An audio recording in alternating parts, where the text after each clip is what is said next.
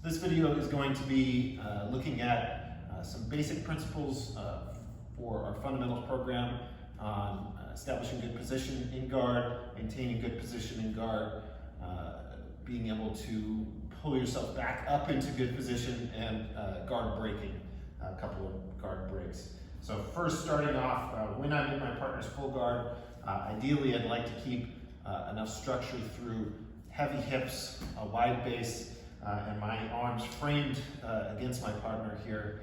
So my elbows tight to my sides, my hands on my partner's floating ribs, going fingers down, thumbs pointing up toward their shoulders. Right? This is going to prevent this heavy base and framing is going to prevent my partner from easily just being able to pull me forward using his legs. So if he does try and pull me forward, right, I have a solid connection here between my torso and my partner's to prevent him from driving forward. Right? There's obviously things we've been discussing, pulling elbows out, focusing on getting arms across the body that can help him to pull me down. A good idea to keep in mind when you're first beginning with this, right? Sitting low, wide knees, as I was saying before, thinking about your tailbone tucking underneath you or doing a crunch essentially from here, right? And then just leaning far enough to make a connection with your palm into your partner's belly, right? You don't have to keep your eyes down on your partner. What happens often when you're beginning with this, the more we look down, the more we start to round over, and the easier it is for our partners to either get a hold of our head or pull us forward. So keeping our head up, keeping our shoulders back, while keeping that nice tight belly helps us to prevent our partners from breaking this down. But it happens, right?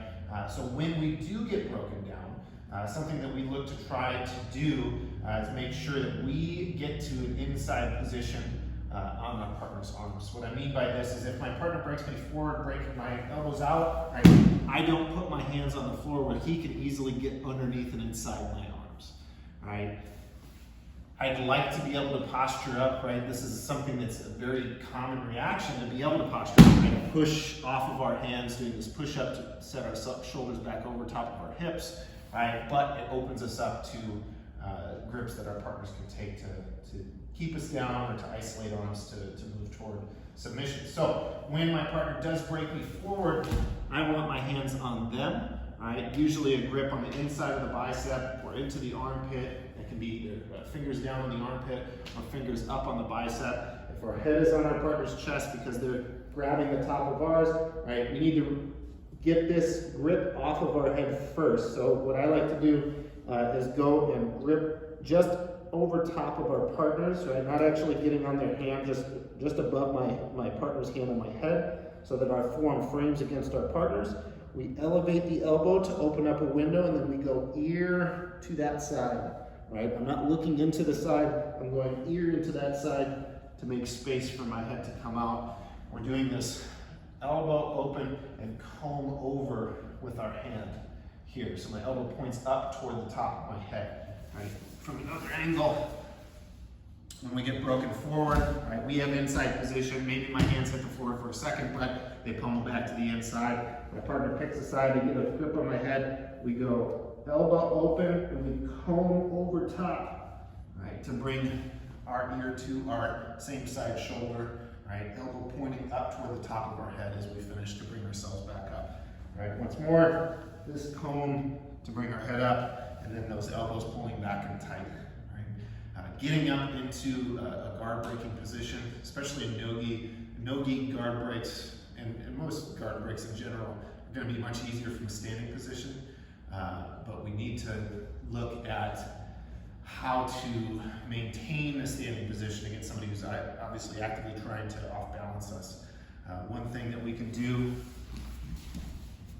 is pinning our partner's shoulders to the floor, right? So when I'm elevating my hips to move my shoulders over top of my partner's, I want to make sure that my hands aren't extended or my arms aren't extended away from my body as I do this, right? So we're not going arms forward first and then bringing the hips up. It's my hips moving forward with my elbows attached at my side that brings my arms to post on my partner's shoulders.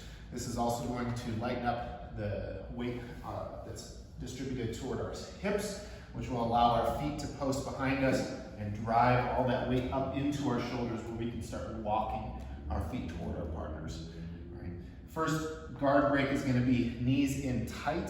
That's going to be both knees pointing toward the center of our partner's body. We need to shift the weight back into our heels so that we can start to chair sit down.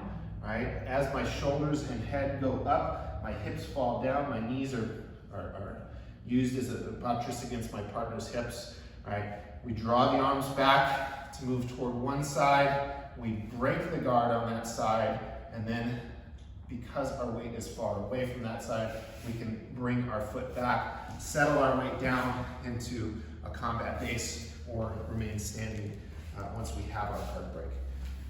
On the other side, same thing. We elevate the hips to move the hands forward, right? Pinning fingers down into our partner's armpits. We're bringing the hips up by posting toes and extending at the knee, right? I'm not going to do a squat. I'm not going to step up here wide where my partner can take grips underneath my legs and off balance me, right? I'm driving weight forward to walk the feet forward, right?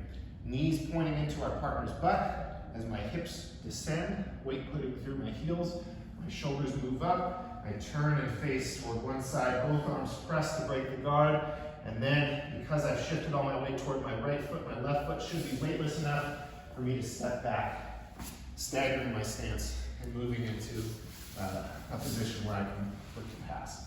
Alternatively, our knees on the outside, if we don't necessarily have, let's go this way, if we don't necessarily have the flexibility in our hamstrings to bring our knees in tight toward the center, we can use our knees to pinch our partner's hips doing this same squat. There is a little bit more of an advantage for them, our partners, to potentially off balance us backward.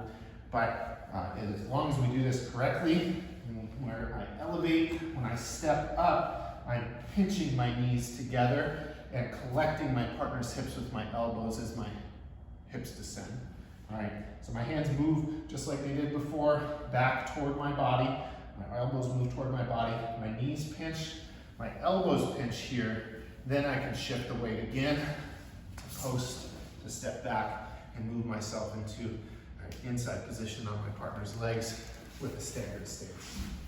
Last time here, we're looking to isolate our partner's hips here instead of preventing them from moving forward into us, right? So when we elevate the hips, I extend my legs, my knees are on the outside of my partner's here, but I'm pinching, I'm squeezing my knees together, clamping my elbows down. So now even if my partner does go to grab my ankles here, he has to unlock his guard to push me backward, right? That unlocking of our partner's guard, right? Their hips don't immediately fall to drop, to move, to off balance us backward, right? I'm isolating their hips here, giving me time to necessarily hand fight, to stagger, step back, and move into more advantageous passing position.